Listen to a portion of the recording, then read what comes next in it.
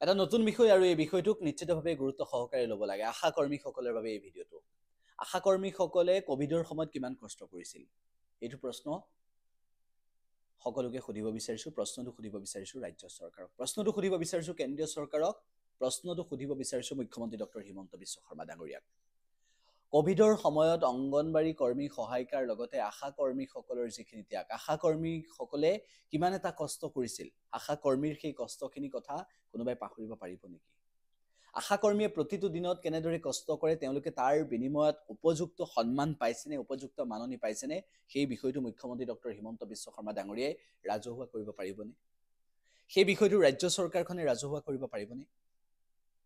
আশা কৰ্মীসকলৰ বাবে কি ব্যৱস্থা লৈছে সেই বিষয়টো স্পষ্ট কৰিব লাগে। তেওঁলোকৰ দাবী আছে বহুত, সেই দাবীখিনি পৰ্যায়ক্ৰমে আমি উপস্থাপন কৰিম আৰু সেই দাবীখিনি পূৰণ কৰিব লাগে। এতিয়া আহিছোঁ আজিৰ দিনটোৰ এটা বিশেষ প্ৰসংগলৈ। ৩-৪টা দিন পূৰ্বে যেতিয়া লোকসভাৰ মজিয়াত গৌৰৱ গগৈ ডাঙৰীয়াই আশা কৰ্মীসকলে কোভিডৰ সময়ত কৰা কষ্টৰ কথা উল্লেখ কৰিলে, কোভিডৰ সময়ত তেওঁলোকৰ ত্যাগখিনিৰ কথা উল্লেখ কৰিলে, তাৰ পিছত স্বাভাৱিকতেই প্ৰশ্ন আহি পৰিছে যে সেই আশা কৰ্মীসকলৰ উপযুক্ত সন্মান এতিয়ালৈকে পোৱা নাই। গৌৰৱ গগৈ ডাঙৰীয়াই লোকসভাৰ মজিয়াত সেই বক্তব্য দিয়াৰ পাছত সমগ্ৰ দেশতে আলোড়ন সৃষ্টি হৈছে আৰু সমগ্ৰ দেশতে ইতিমধ্যে এই বিষয়টোক লৈ জনসচেতনতা বৃদ্ধি পাইছে।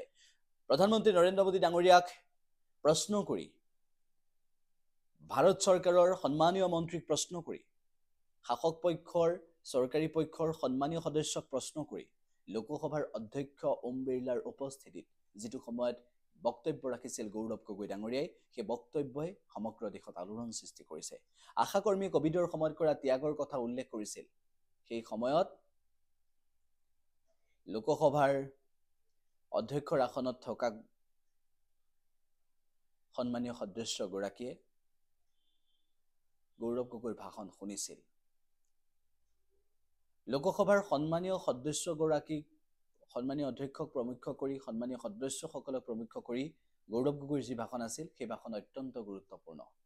আশা কৰ্মীসকলৰ যিখিনি ত্যাগ, কোভিডৰ সময়ৰ যিখিনি ত্যাগ, সেই ত্যাগখিনিৰ কথা কিয় স্বীকাৰ নকৰে, কিয় তেওঁলোকৰ প্ৰাপ্যখিনি নিদিয়ে, কিয় তেওঁলোকে প্ৰতিবাদ কৰিবলগীয়া হয়, কিয় তেওঁলোকে ধৰ্ণা দিবলগীয়া হৈছে, কিয় তেওঁলোকে সমস্যাখিনিৰ কথা উপস্থাপন কৰিবলগীয়া হৈছে, কিয় তেওঁলোকৰ কথা গুৰুত্ব নিদিয়ে, এই কথাখিনি বাৰম্বাৰ কৈ আছিল আৰু গৌৰৱ গগৈ ডাঙৰীয়াই সেইখিনি সবল যুক্তিৰে উপস্থাপন কৰি ভাৰতবৰ্ষৰ প্ৰেক্ষাপটত এই বিষয়টো এটা নতুন মাত্ৰা দিবলৈ চেষ্টা কৰিলে। নিশ্চিতভাৱে এয়া এটা ভাল খবৰ। তাৰ পাছত প্ৰতিক্ৰিয়া কি? এতিয়া আহিছোঁ প্ৰতিক্ৰিয়াৰ মাজলৈ। আশা কৰ্মীসকলৰ দাবীখিনি পূৰণ কৰিবৰ বাবে ৰাজ্য চৰকাৰেও গুৰুত্ব দিয়ক, কেন্দ্ৰীয় চৰকাৰেও গুৰুত্ব দিয়ক, মুখ্যমন্ত্ৰী ডক্টৰ হিমন্ত বিশ্ব শৰ্মা ডাঙৰীয়াই গুৰুত্ব দিয়ক, প্ৰধানমন্ত্ৰী নৰেন্দ্ৰ মোদী নেতৃত্বাধীন NDA চৰকাৰে গুৰুত্ব প্ৰদান কৰক। আশা কৰ্মীসকলৰ যিখিনি ত্যাগ, আশা কৰ্মীসকলৰ যিখিনি কষ্ট, তেওঁলোকৰ যিখিনি প্ৰাপ্য, তেওঁলোকৰ যিখিনি মাননি, তেওঁলোকৰ যিখিনি দাবী, সেই দাবীখিনি পূৰণ কৰাৰ ক্ষেত্ৰত ব্যৱস্থা গ্ৰহণ কৰক।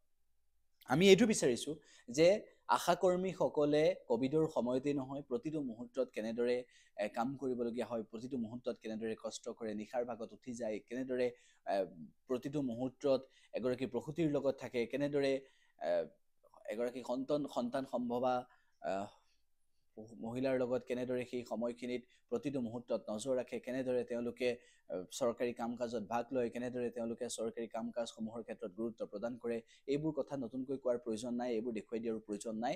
আৰু সেইবাবেই কৈছোঁ যে অংগনবাড়ী কৰ্মী সহায়িকাসকলেও দাবী উত্থাপন কৰিছে, আশা কৰ্মীসকলেও দাবী উত্থাপন কৰিছে আৰু আশা কৰ্মীসকলৰ এই দাবীখিনি নিশ্চিতভাৱে পূৰণ হ'ব লাগে। আমি পূৰ্বতেও কৈছিলোঁ অংগনবাড়ী কৰ্মী সহায়িকাসকলৰ দাবীখিনিও পূৰণ হ'ব লাগে আৰু আশা কৰ্মীৰ এইখিনি কষ্টক কিন্তু সন্মান দিব লাগে।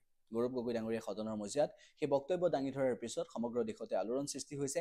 আশা কৰ্মীৰ বাবে দেশত এনেদৰে জনসচেতনতা সৃষ্টি কৰাৰ বাবে গৌৰৱ গগৈ ডাঙৰীয়াক, কলিয়াবৰ লোকসভা সমষ্টিৰ সাংসদ গৌৰৱ গগৈ ডাঙৰীয়াক সকলোৱে ধন্যবাদ জ্ঞাপন কৰিছে। গতিকে আশা কৰ্মীৰ সমস্যাখিনি অতি সোনকালে সমাধান হোৱাটো আমি বিচাৰিছোঁ। আশা কৰিছোঁ যিসকলে এই ভিডিঅ'টো চাইছে সকলোৱে আমাৰ চেনেলটো ছাবস্ক্ৰাইব কৰিব আৰু আপোনালোকৰ স্বাৰ্থত আপোনালোকৰ সমস্যাখিনি অৱগত কৰিলে আমি নিশ্চিতভাৱে উপস্থাপন কৰিবলৈ সুযোগ পাম।